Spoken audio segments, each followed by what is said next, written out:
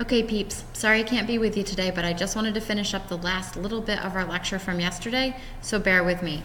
Just add this right to your lecture notes from yesterday. Our final topic was full faith and credit. So essentially, full faith and credit shows up in Article 4, Section 1 of the Constitution. It's actually lifted right from the Articles of Confederation. It's one of the very few things that they actually kept from the Articles. It requires state courts to enforce civil judgments of the courts of other states and to accept their public records. So for example, a custody agreement that was settled here in New York State is still valid in North Carolina. My marriage certificate is valid in New York State as well as Virginia.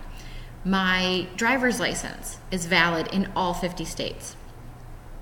States are not required, though, to enforce criminal laws or legislation. So a criminal law here in New York State, not necessarily the same deal as in, Wisconsin.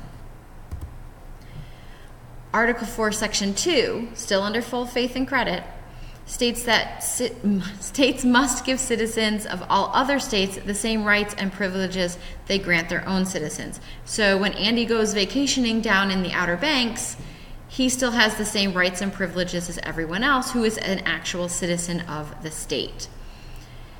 Extradition is the last part that we're going to focus on with Section 2.